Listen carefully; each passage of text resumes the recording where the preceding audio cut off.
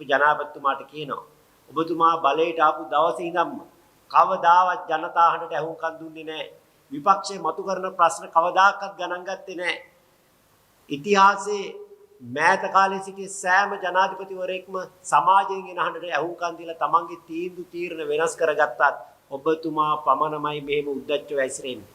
අපි කියන දෙයට ඇහුම්කන් දෙන්න බැරි නම් ඔබතුමා ඔය පුටුවේ වාඩි කරන්න දැවැන්ත මෙහෙවරක් කරපු ලාල් විජේනායක මැතිතුමා උපුල් කුමාරප්පරු මැතිතුමා වැනි මාලිමාවේ නීතිඥයන්ට අවම වශයෙන් සවන් දෙන්න කියලා අපි ජනාධිපතිතුමාගෙන් ඉල්ලා සිටිනවා. එහෙම නොවුනොත් අපි දන්නේ නැහැ මේ රට ඒකාධිපතිවාදයට ගෙන යන්න ගොස් ජේ.ආර්. ජයවර්ධන ජනාධිපතිතුමාට අවසානයේ සිද්ධ වුණේ පාර්ලිමේන්තුවේ ඔබතුමාට 3න් 2යි ජේ.ආර්. ජයවර්ධන ජනාධිපතිතුමාට 6න් 5ක් තිබුණා. එතුමා පළවෙනි විධායක ජනාධිපතිවරයා.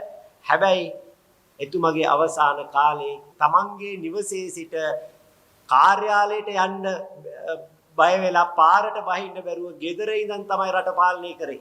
එවැනි තත්වයකට මේ රට නැවත තල්ලු කරන්න එපායි කියලා අපි ජනාධිපතිතුමාට අනුතුරු අඟවනවා.